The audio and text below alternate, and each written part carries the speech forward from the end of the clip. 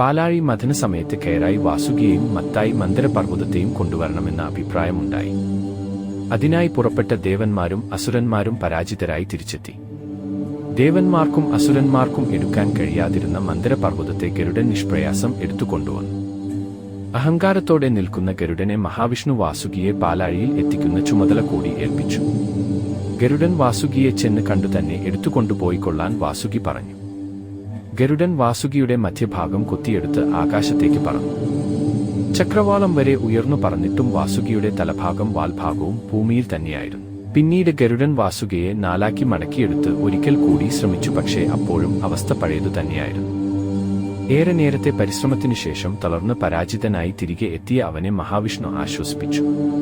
നിന്റെ അഹങ്കാരം ശമിപ്പിക്കാനാണ് ഞാൻ ഇങ്ങനെ ചെയ്തത് എന്ന് അദ്ദേഹം ഗരുഡനോട് പറഞ്ഞു. അപ്പോഴേക്കും ശ്രീപരമേശ്വരൻ തന്റെ കൈ പാതാളത്തിലേക്ക് നീട്ടി. വാസുകി ആ കൈയിൽ ചുറ്റി അദ്ദേഹത്തിന്റെ കൈയിലെ ഒരു ചെറുവളയായി മാറി. അദ്ദേഹം വാസുകിയെ പാലാഴിയിൽ എത്തിച്ചു. കഥ കമ്പരാമായണം യുദ്ധകാണ്ഡത്തിൽ നിന്ന്.